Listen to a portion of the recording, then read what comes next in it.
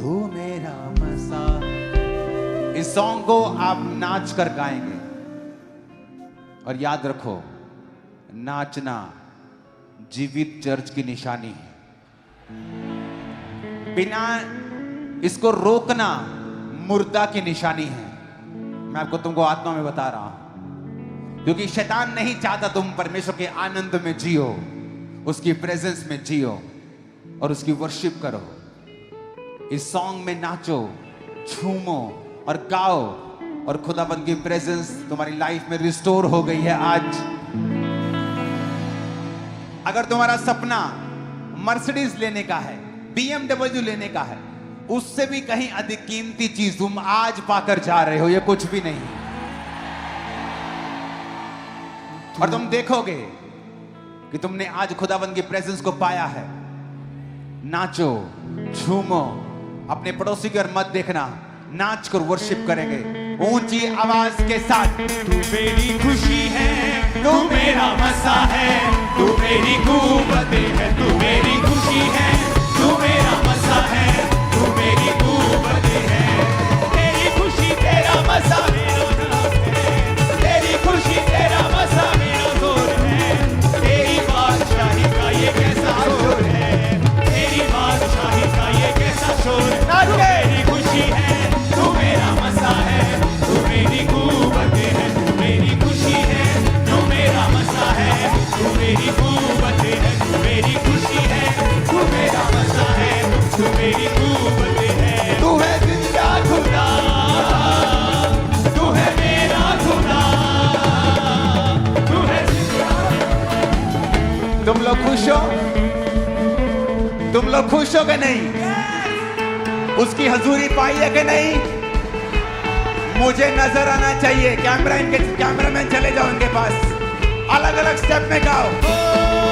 तू है जिंदा खुदा, तू है मेरा खुदा, तू है जिंदा खुदा, तू है मेरा खुदा। इंतहा इंतहा तू है मेरी वफा, इंतहा इंतहा तू है मेरी वफा। तू मेरी खुशी है, तू मेरा मसा है, तू मेरी कुव्वत है, तू मेरी खुशी है, तू मेरा मसा है, तू मेरी कुव्वत है, तू मेरी खुशी है, तू मेरा मसा है, तू मेरी कुव्वत है। मेरी खुशी है, तू मेरा मसा है, तू मेरी कुव्वत है, तू मेरी खुशी है, तू मेरा मसा है, तू मेरी कुव्वत है, तू मेरी खुशी है, तू मेरा मसा है, तू मेरी कुव्वत है। मेरी खुशी है, तू मेरा मसा है, तू मेरी कुव्वत है। तेरी खुशी तेरा मसा मेरा जोर है, तेरी खुशी तेरा मसा मेरा जोर है। तेरी खुशी शाही का ये कैसा शोर है, तेरी बादशाही का ये कैसा शोर है। तू मेरी खुशी है, तू मेरा मसा है, तू मेरी कुव्वत है, तू मेरी खुशी है, तू मेरा मसा है, तू मेरी कुव्वत है, तू मेरी खुशी है, तू मेरा मसा है, तू मेरी कुव्वत है, तू मेरी खुशी है, तू मेरा मसा है, तू मेरी कुव्वत है।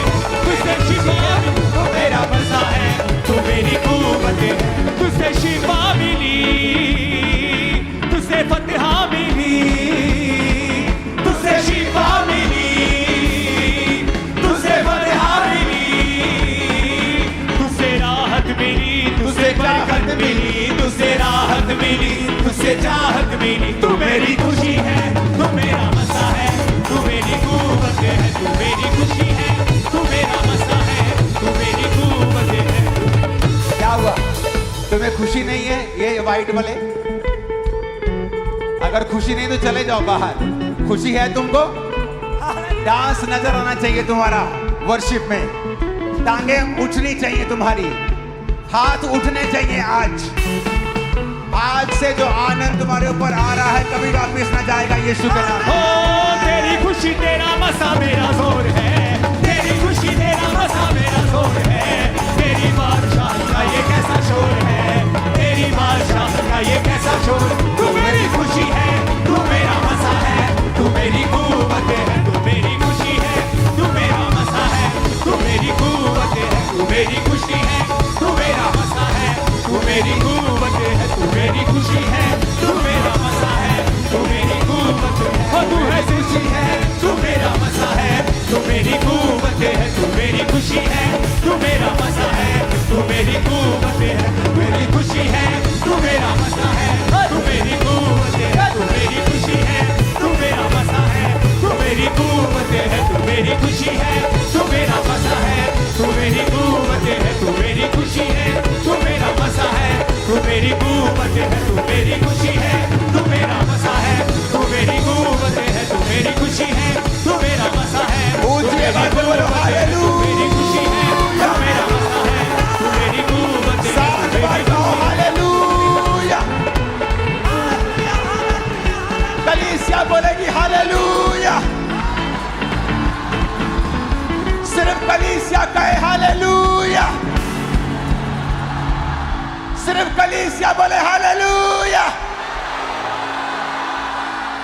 ऐसा हालेलुया बोलो शैतान की जड़ें हिल जाए आज। Hallelujah hallelujah. तुझसे शिफा मिली, तुझसे फतह मिली। अपने हाथों को उठा के बोलो, तुझसे राहत मिली, तुझसे चाहत मिली, तुझसे राहत मिली, तुझसे चाहत मिली। तू मेरी खुशी है, तू मेरा मज़ा है, तू मेरी कुव्वत। खुदा बाप तेरा शुक्र करते हैं, तेरी हुजूरी जो आज इनकी जिंदगियों में आई है, तेरी प्रेजेंस जिसके साथ आज से ये वफादार रहेंगे और कभी सेम ना होंगे। यीशु मसीह के नाम में आमीन हो जाए। आशीष हमारी, आमीन हो जाए। मैंने कहा ये आशीष हमारी है। तेरी खुशी तेरा मज़ा मेरा जोर है, तेरी खुशी तेरा मज़ा मेरा जोर है, तेरी बादशाही का ये कैसा शोर है, तेरी बादशाही का ये कैसा शोर है। तू मेरी खुशी है, तू मेरा मज़ा है, तू मेरी कुव्वत है, तू मेरी खुशी है, तू मेरा मज़ा है, तू मेरी कुव्वत है। अपने हाथों को उठाओ, अपने घुटनों के बाहर आ जाओ। बोलो, आज से सबसे कीमती चीज मेरी जिंदगी में खुदावंद की हुजूरी होगी। मैं इसे कभी ना खोऊंगा। प्रभु यीशु मसीह के सामर्थी नाम में मांगते हैं, आमीन हो जाए। आशीष हमारी, आमीन हो जाए। आशीष हमारी है। अपने हाथों को उठाओ। ये वचन, ये गवाहियां जो आप सुनेंगे, आपकी जिंदगी में 100 गुना फलों को लेके आए। अंधकार की शक्तियां इन गवाहियों को, इन वचनों को आपकी लाइफ से चुरा ना सके। यीशु मसीह के नाम में हम मांगते हैं। तारीफ करो जितनी ताकत है हाथों में यीशु मसीह के नाम की। हालेलुया।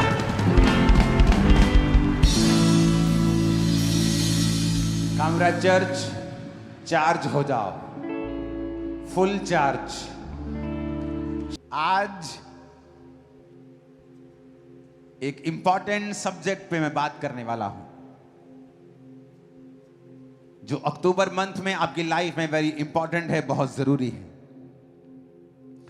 हमने परिवार देखे हैं जो हर वक्त दुखों में रहते हैं, क्रिश्चियन लाइव्स जो दुखों में हैं, नॉन क्रिश्चियंस लाइव्स जो पैसा है, सांसारिक सफलता है, लेकिन अंदर खालीपन है, अंदर अंधेरा है, अंदर पेन्स हैं, अंदर दुख हैं। वो क्या है जो उनकी लाइफ में, जो जिस चीज की कमी है, कि उन चीजों के बावजूद भी उनकी लाइफ में वो फुलफिलमेंट नहीं है।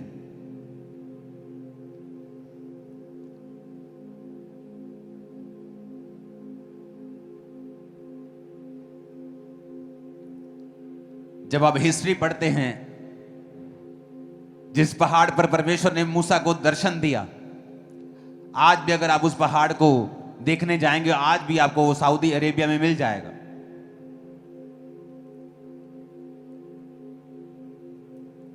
जहां पर नूह की औरत, लूत की औरत खंबा बन गई, वो आपको आज भी जगह मिल जाएगी। जहां नूह की किश्ती रुकी, आपको मिल जाएगी वो जगह। सब जगहें आपको मिल जाएंगी, लेकिन अदन के बाग को अब तक ढूंढा नहीं गया है। क्योंकि अदन का बाग जिस जगह पर परमेश्वर ने आदम को रखा था, वो कोई सिर्फ सांसारिक जगह नहीं थी, वो फिजिकल जगह नहीं थी। जैसे खामरा एक फिजिकल जगह है जहां हम और आप मिलते हैं हर संडे थर्सडे। हम रोज यहां बैठते क्योंकि परमेश्वर ने हमें एक जगह दी है। सब जगहें बाइबल में डिफाइन की गई हैं और आज भी वहां हैं। यीशु मसीह जहां जी उठे, आज भी आप जहां वहां जाके देख सकते हो। जहां लाजर को जिवाया गया, आज देख सकते हो। जहां पर पतरस की सास को चंगा किया गया, वो घर चर्च आज भी आप देख सकते हो। वो मटके जहां पर यीशु मसीह ने दाखरस बनाया, वो आज भी आप देख सकते हो। लेकिन अदन का बाग कहां है? कोई इसे आज तक डिफाइन नहीं कर पाया। जहां पर आदम को रखा गया था, परमेश्वर ने आदम को रचा और अदन के बाग में रख दिया। आज तक अदन का बाग कहां है, लोगों को मालूम नहीं। बड़े बड़े थ्योरी, पीएचडी, डबल पीएचडी, क्या सब पढ़ लिया, लेकिन आज तक मालूम नहीं कर पाए अदन का बाग कहां था। क्योंकि अदन का बाग सिर्फ एक सांसारिक प्लेस, एक फिजिकल प्लेस, एक शारीरिक प्लेस नहीं है। अदन का बाग परमेश्वर की हुजूरी था, परमेश्वर की प्रेजेंस थी, जहां से उसको एक्सेस था। उसके पास चाबी थी कि वो परमेश्वर की प्रेजेंस में कभी भी जा सकता है, उससे बात कर सकता है। जिस तरह याकूब जब जा रहा था, तो बाइबल कहती जिस जगह वो सोया, उसने स्वर्गदूतों को नीचे उतरते और ऊपर चढ़ते हुए देखा। उसने कहा ये तो परमेश्वर का दरवाजा है और मैं वहां पर, यहां पर ये बनाऊंगा, वो बनाऊंगा। उसने वहां पर पत्थर इकट्ठे किए, वहां निशानी लगा दी, जहां पर वो परमेश्वर की विजिट को ले पाया।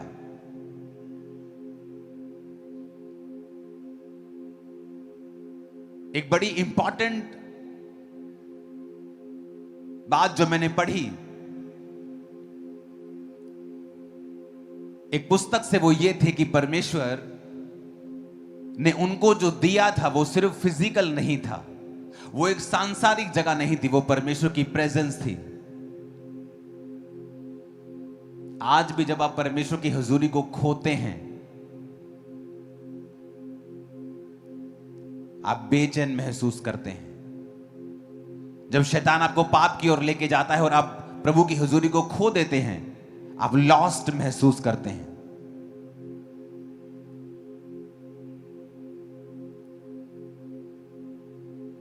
आप कुड़कुड़ाते हैं परमेश्वर के सामने,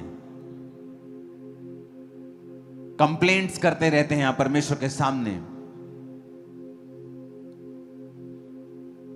परमेश्वर ने कहा था उस औरत को, जो औरत पानी भरने के लिए दोपहर को गई थी, जब परमेश्वर रास्ते में यहूदिया से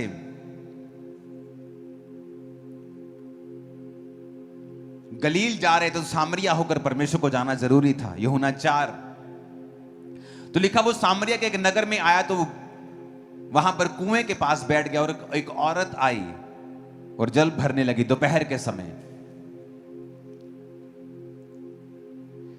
छठा घंटा मतलब दोपहर का समय। एक रिजेक्टेड औरत। क्यों रिजेक्टेड थी?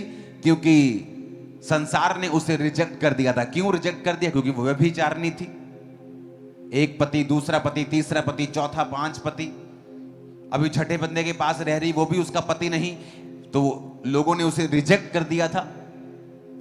तो उसे वो सुबह सुबह औरतें पानी भरने के लिए जब जाया करती थी, तो वो औरतें उनको साथ नहीं लेके जाती थी, उसे गंदी औरत समझ कर छोड़ दिया जाता था। तो वो दोपहर के समय जब कोई पानी लेने नहीं जाता, जब धूप होती है, कोई घर से नहीं निकलता, उस एरिया में, जिस एरिया की मैं बात कर रहा हूं, तो वो दोपहर को पानी लेने जाया करती थी।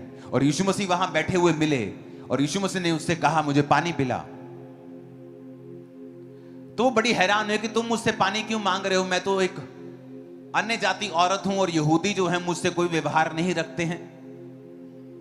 और 10 आयत में यीशु ने उत्तर दिया, यदि तू परमेश्वर के वरदान को जानती और ये भी जानती कि वह कौन है जो तुझसे कहता है मुझे पानी पिला, तो तू उससे मांगती और वो तुझे जीवन का जल देता।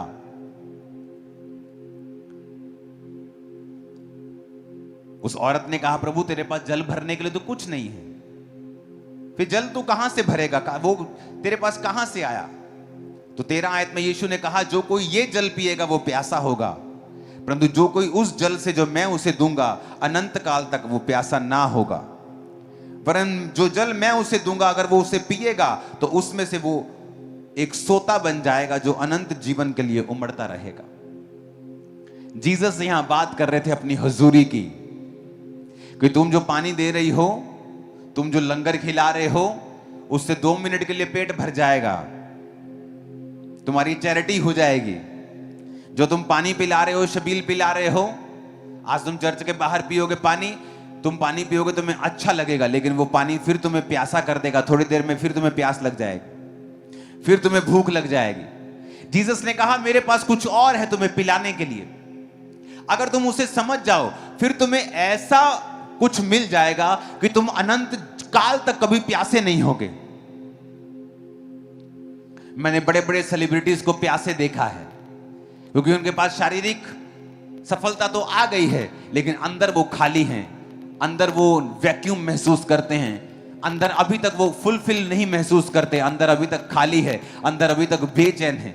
बड़े बड़े लोग जो सिचुएशन, बड़ी बड़ी पोजीशंस के ऊपर हैं, लेकिन वो बता नहीं सकते उनके अंदर क्या चल रहा है, क्योंकि जीसस ने कहा तुम ये जल पियोगे तो प्यासे रहोगे, ये रोटी खाओगे तो फिर भी भूखे रहोगे, पर मैं तुम्हें कुछ दे सकता हूं। अगर तू जानती मैं कौन हूं और मैं तुम्हें अगर वो पानी पिलाता, जो जीवन का जल देता, तो कहता अगर मैं तुम्हें वो जीवन का जल पिला दूं तो तुम अनंत काल तक कभी भी प्यासे नहीं रहोगे।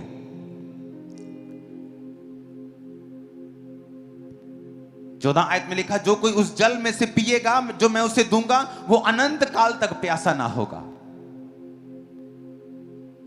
अनंत काल तक प्यासा ना होगा। ऐसा कौन सा जल है? क्योंकि परमेश्वर अपनी हुजूरी की बात कर रहे थे।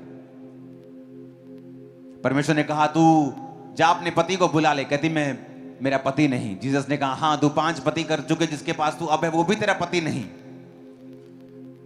जीसस उससे कह रहे थे कि वो प्रेजेंस जो आदम ने खो दी थी, उससे पहले बीमारियां नहीं थी, आंसू नहीं थे, बेचैनी नहीं होती थी, डिप्रेशन नहीं होता था, गरीबी नाम की कोई चीज नहीं थी, शैतान के अटैक नाम की कोई चीज नहीं थी, दुख नाम की कोई चीज नहीं थी, कंफ्यूजन नाम की कोई चीज नहीं थी, दुख नाम की, आंसू नाम की कोई चीज नहीं थी, डाइवोर्स नाम की कोई चीज नहीं थी।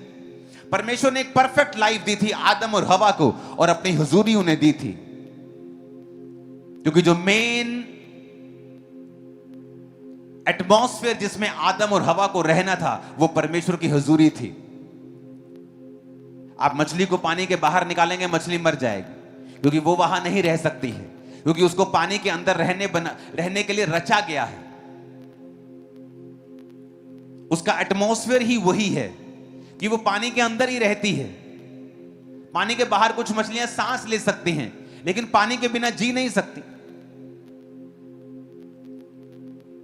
मोस्टली 99% मछलियां पानी के अंदर ही सांस लेती हैं और वहीं रहती हैं, अगर बाहर निकालते तो मर जाती हैं, लेकिन वो पानी के एटमॉस्फेयर में जीने के लिए रची गई हैं। आप लोग रचे गए थे परमेश्वर की हुजूरी के अंदर जीने के लिए। इसलिए जब परमेश्वर की हुजूरी के अंदर लोग जीते थे, आदम जीता था, उसको कोई बीमारी के लिए प्रार्थना करने की जरूरत नहीं थी, आदम को कुछ भी करने की जरूरत नहीं थी, सब कुछ स्मूथ चल रहा था, सब कुछ भला चल रहा था। लेकिन बाइबल कहती है जब उन्होंने अपराध किया, पाप किया और परमेश्वर की प्रेजेंस उनकी जिंदगी से चली गई, उसके बाद क्या हुआ? उसके बाद उनकी जिंदगियों में श्राप आए, आदम की संतान ने एक दूसरे को मारा, मर्डर आए, कत्ल आए, अपराध आया, व्यभिचार आया। परमेश्वर की आज्ञा की उल्लंघना करने के बाद वो सब आया जो उनकी जिंदगियों में नहीं होना चाहिए था। जिस तरह मछली की जिंदगी में वो मौत नहीं आ सकती जब तक आप उसको पानी के बाहर नहीं निकालेंगे, क्योंकि वो पानी में रहने के लिए बनाई गई है। जीसस उससे ये कह रहे थे कि मैं अगर तेरे को वो जीवन जल दे दूंगा तो तू प्यासी नहीं रहेगी। तू पति कर चुकी है, तू व्यभिचार कर चुकी है, फिर भी तू प्यासी है, क्योंकि वो औरत क्या अंदर क्या चल रहा था वो औरत को मालूम था। वो खालीपन, वो अकेलापन, वो एक बेचैनी। अगर तू तौबा करे, अगर तू मुझे अपना ले, अपना उद्धार करता, अपना मसीह, तो मैं तुझे वो जीवन जल दूंगा, यानी मैं तेरे जीवन में अपनी हुजूरी दे दूंगा और उसके बाद तू कभी भी प्यासी नहीं रहेगी, तू कभी भी भूखी नहीं रहेगी। वो सारा कुछ तेरी लाइफ में आना शुरू हो जाएगा जो तू मांगती है लेकिन पा नहीं रही। वो परमेश्वर की प्रेजेंस, वो परमेश्वर की हुजूरी जिसे आज विश्वासी भी खो चुका है, क्योंकि हर वक्त वो कंप्लेंट करता है, हर वक्त कुड़कुड़ाता है। वो भूल जाता है उसकी जिंदगी में जो 400 तरह की आशीषें हैं और वो कंप्लेंट करता रहता है परमेश्वर से, अगली आशीष के बारे में इंतजार करता रहता है, आगे क्या करना है उसके बारे में सोचता रहता है।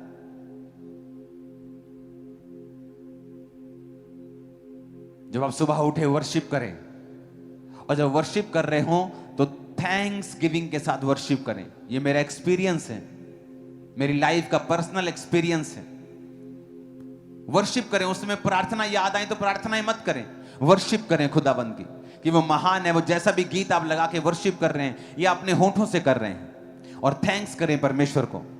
बाइबल कहती है वो तुम्हारी स्तुतियों के अंदर विराजमान है।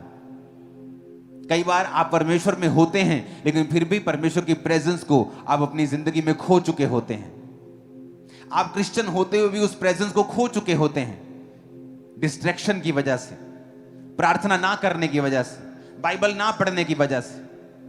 आप उसकी हुजूरी को आप खो चुके होते हैं, क्योंकि आप कंप्लेंट्स करते हैं, हर वक्त मरमर करते हैं, आप हर वक्त कुड़कुड़ाते हैं, इसलिए परमेश्वर की हुजूरी आपकी लाइफ में नहीं रहती। और परमेश्वर उससे कह रहा था कि अगर मैं तुझे वो पानी दूंगा ना जो जीवन जल है, तो फिर कभी भी प्यासी नहीं रहेगी, तो कभी भी प्यासी नहीं रहेगी। एक क्रिश्चियन होने के नाते परमेश्वर का आनंद, परमेश्वर की ताकत, परमेश्वर की ब्लेसिंग हमेशा आपकी लाइफ पर होनी चाहिए 24 घंटे। एक क्रिश्चियन होने के नाते आपके घरों में परमेश्वर का आनंद होना चाहिए। आज क्यों नहीं है? क्योंकि जहां परमेश्वर की हुजूरी नहीं होगी वहां ये चीजें नहीं होंगी। तो आपको कई बार वो एटमॉस्फेयर खुद भी बनाना पड़ता है। आप मछली लेके आते हैं बाजार से, तो आपको फिश टैंक रखना पड़ता है। अगर आप उस मछली को पालना चाहते हैं तो फिश टैंक में वो पलती, आपको उसके लिए एटमॉस्फेयर तैयार करना पड़ता है। तो परमेश्वर की प्रेजेंस के लिए भी आपको एटमॉस्फेयर रेडी करना पड़ता है। परमेश्वर ने आदम को बनाया, पूरा माहौल बनाया, एटमॉस्फेयर बनाया। उसने सूर्य, चांद, उसने सारा चीजें, सारी पृथ्वी, पेड़ पौधे, जंतु, मछलियां सब बनाया और आदम को बना के उस एटमॉस्फेयर में रख दिया। परमेश्वर आपके जीवन में जब होगा, आनंद होगा, शांति होगी, बरकत होगी, ताकत होगी, कमजोरी नहीं होगी, डर नहीं होगा। लेकिन परमेश्वर की प्रेजेंस को कैसे अपनी लाइफ में लाया जाए, कैसे उस एटमॉस्फेयर को क्रिएट किया जाए, कैसे उस जीवन जल को रिसीव किया जाए कि आप भी परमेश्वर की वही हुजूरी में रह सकें जो परमेश्वर ने आदम को दी थी। पहली बात तौबा करना अपने गुनाहों से, अपने पापों से। इसलिए परमेश्वर ने कहा था यदि तू जानती तू किससे मांग रही है, तू जानती अगर मैं कौन हूं तो तू मुझसे मांगती। तो अपने पति को, जो तेरा पति है भी नहीं, उसे व्यभिचार को छोड़ के तो मुझसे मांगती। जब आप तौबा करते हैं आप प्रभु की प्रेजेंस में वापस चले जाते हैं। जब आप परमेश्वर की प्रेजेंस में वापस चले जाते हैं, जिस तरह मछली को पानी में अंदर जाके फिर तसल्ली मिलती है जब उसे बाहर निकाल लिया जाता है और वो तड़पती है, जब वो पानी के अंदर जाती है तब उसे रिलैक्सेशन मिलती है, उसे सुकून मिलता है, वैसे ही सुकून आपकी लाइफ में आना शुरू होता है। आप समझना शुरू करते हैं, हाँ मैं क्यों बेचैन था, क्यों मेरी लाइफ में ये दिक्कतें थी, क्यों मेरी फैमिली में ये प्रॉब्लम्स थी, क्यों मेरे जीवन में ये सारी दिक्कतें, ये सारे श्राप चल रहे थे, क्योंकि मैं प्रभु की हुजूरी से दूर था। फिर आपका परमेश्वर एक ही होता है, 10 परमेश्वर नहीं होते, 10 जगह आप सिरों को नहीं झुकाते हैं, हर जगह सब कुछ नहीं खाते आप परमेश्वर में वफादार रहते हैं, आप प्रभु के साथ अंग संग रहते हैं। और आपको मालूम होता है कि मैं परमेश्वर की प्रेजेंस में अगर रहूंगा तो ये सारी चीजें, सारी बरकतें, ये शांति, ये आनंद, ये परमेश्वर की प्रेजेंस की सारी सारी सुरक्षा परमेश्वर की मेरे जीवन में रहेगी। तो आपको वो एटमॉस्फेयर क्रिएट करना पड़ेगा। कैसे होगा? तौबा के साथ। शैतान क्या चाहता है? वो चाहता है कुछ भी करे, आप मसीह में नहीं, कोई आपको भाव नहीं देता। जैसे आप क्रिश्चियन बनते हैं, आपको सुंदर से सुंदर लड़की अप्रोच करती है। रीजन? क्योंकि शैतान चाहता है आप उस प्रेजेंस से निकल आए, क्योंकि उस सुरक्षा के अंदर वो काम नहीं कर सकता, उस बाड़े के अंदर वो काम नहीं कर सकता। अय्यूब पर उसने कहा था कि परमेश्वर तूने इसके आसपास बाड़ा बना के रखा है, मैं इसको छू नहीं सकता। तौबा करने से आपकी लाइफ में परमेश्वर की प्रेजेंस फिर से रिस्टोर होती है। आप किसी प्रकार का पाप कर रहे हैं या प्रभु से दूर हैं, आप नहीं कह सकते आप तौबा कर चुके हैं, आप क्रिश्चियन हैं, अगर आप रोज 2.5 घंटे प्रार्थना नहीं करते हैं, आप 1-1.5 घंटा प्रार्थना, 1 घंटा बाइबल नहीं पढ़ते हैं, आप नहीं बोल सकते परमेश्वर की प्रेजेंस आपकी लाइफ में है। जब आप परमेश्वर की प्रार्थना करते हैं, जब आप तौबा करते हैं, तो परमेश्वर की हुजूरी आपकी लाइफ में आपको लिविंग, आपको जीवित महसूस होती है। जब आपको वो जीवित महसूस होती है, आपको मालूम होता है कि ओह, ये प्रॉब्लम का हल क्या है, मुझे किस तरह से आगे बढ़ना है।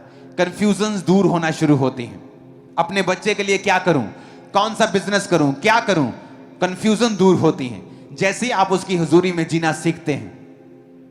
क्योंकि आपको परमेश्वर की प्रेजेंस में जीने के लिए ही क्रिएट किया गया था। आप अगर अपनी जिंदगी का पूरा आनंद लेना चाहते हैं तो आपको उसी प्रेजेंस में, उसी एटमॉस्फेयर में वापस आना पड़ेगा। नहीं तो तब तक आप बेचैन रहेंगे, तड़फते रहेंगे और कुछ भी हासिल नहीं होगा।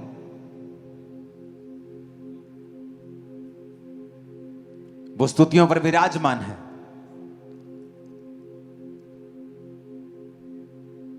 स्वर्ग परमेश्वर का सिंहासन है, पृथ्वी उसकी चौकी है। परमेश्वर स्वर्ग में नहीं रहता, वो देखे सिंहासन है उसका। परमेश्वर ने स्वर्ग को बनाया है। स्वर्ग को बनाने से पहले फिर वो कहां रहता था? वो हाउसलेस थोड़ी था, वो होमलेस थोड़ी था। वो